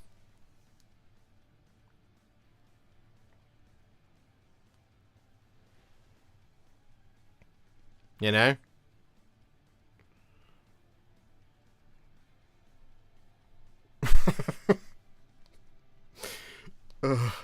Elite. There. Leet. I love it. I love it. You are elite, Josh. You are the best. That's very kind, Michael Penny. Thank you. That's very kind. But yeah, there is a lot of talk about contrast paints at the moment, which makes me believe that we might be getting Contrast Wave 3. And if that is the case, I will be a very happy bunny. Because, you know, that's even more paints. And I'll have to rearrange my paint rack. Which will be a pain, but we'll do it.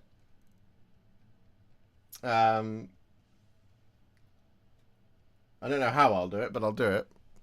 Maybe, hopefully it happens after we move house. And I have a bigger office where I can store more paint. That would be nice. But yeah, is Contrast Wave 3 coming? I don't know. You guys tell me. I think it might well be on the way. If it's not, though, I'll be really sad. But I will move on, I'm sure. Contrast 3 leaks. Depends on the pot. Very good, Ian. Very, very good. Very good. I like it. I get my stuff from my friendly local gaming store. They have just changed to a charity now that supports various charities and gives free membership to people with mental health issues, learning disabilities, and veterans. That's awesome, GC. What is the name of your friendly local gaming store? Do you have a set range of paints in your collection, or do you constantly add to it? I do add to it. Yeah, I do add to it. Like, I added Skarsnik Green not too long ago. I didn't have that before. Now I have it. The Factorum in Warminster. Oh, there you go. That's cool.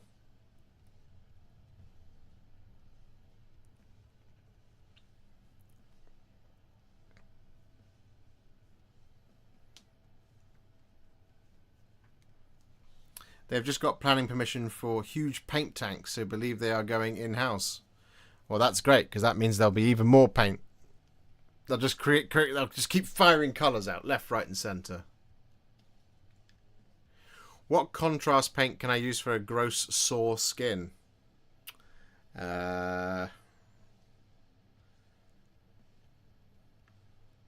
Depends how sore you want to go, really. And also what kind of soreness. And how much skin there is.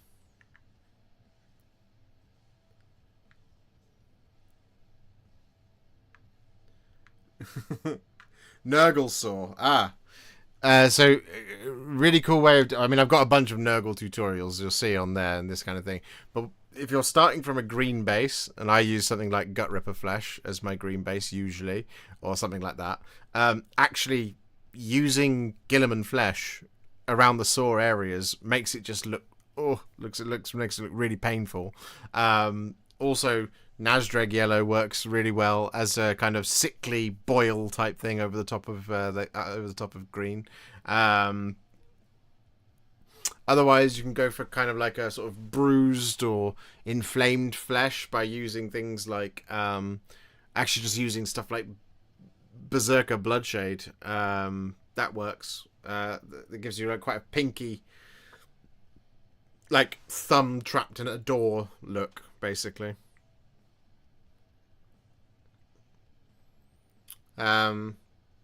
Speaking of the Warcom articles, how do you feel about the most recent one saying not to use it on vehicles? I disagree.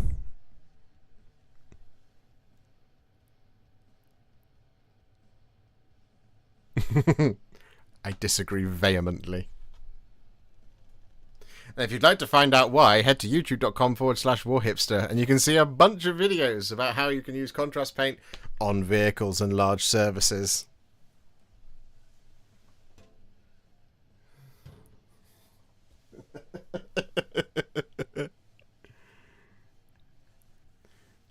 Like, should you always use it on large surfaces? No. Should you never do it? Absolutely not. You can do whatever you like. I'm sorry. Hold on.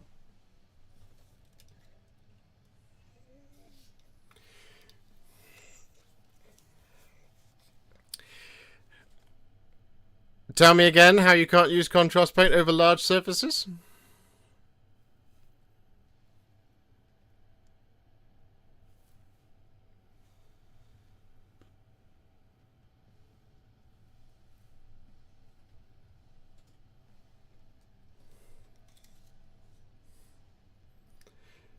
For those of you who will know me, I have an enormous head.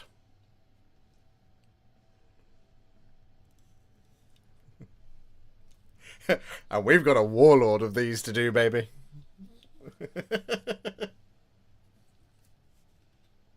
Twice the size. Double the fun. What are the best uses for Targal Rageshade?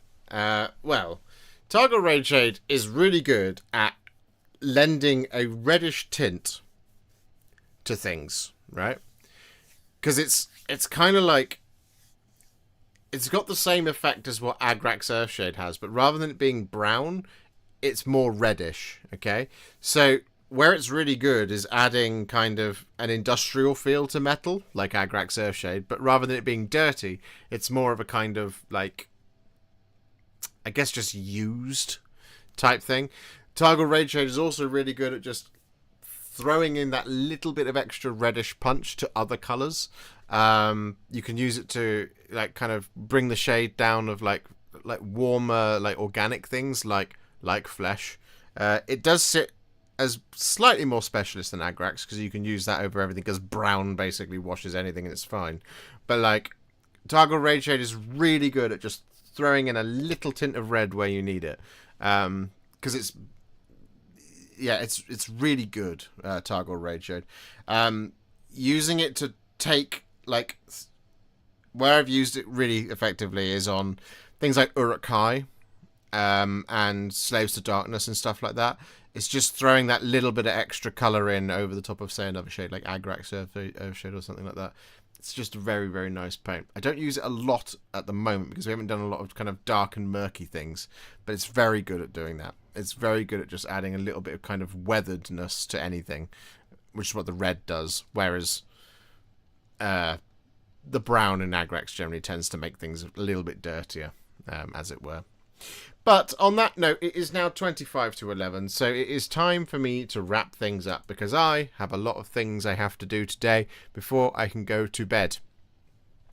So, GC, thank you very much for the 5 gifted Warhipster memberships. That is very, very kind of you, right at the death.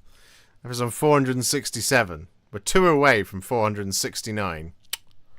So, you know, whilst I'm talking, thank you for shouting out Factorum. No, absolutely, always. Free membership to people who need it. Spot on. Love it. Excellent stuff.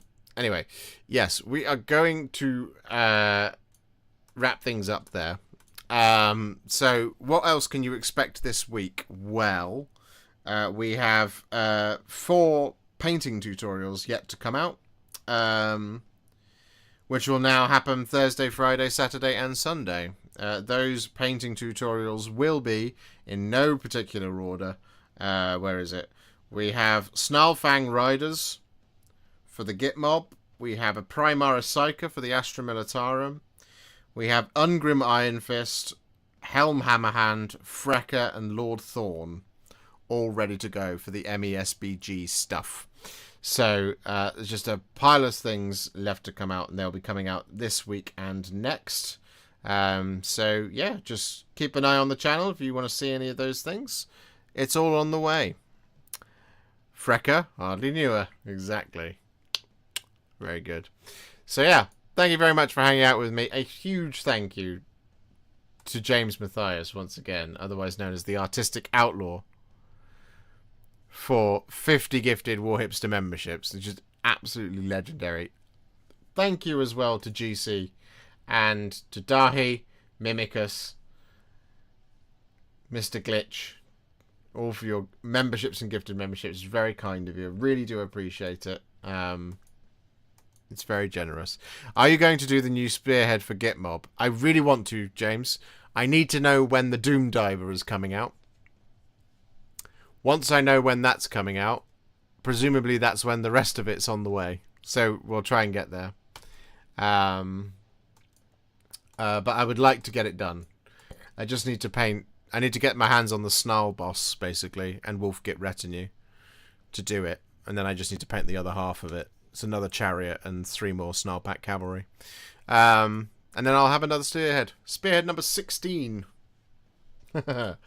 Anyway, we are going to wrap things up there. Thank you so much for hanging out with me tonight. Legendary stream. Contrast Wave 3. Is it coming? Is it not? Let's hope that it is. Because, well, I'm not running out of content, but we might run out of content someday. You never know. That would be drastic, wouldn't it? Here is the hand of farewell, and I shall wave it at you. And I love you very much, chat. Thank you for hanging out with me tonight. This is one of the best streams we've ever had. Legendary. I will see you all very soon in the next one. Not until you do Bard's family video. Okay, we'll get on it soon. I promise. Love you. Bye.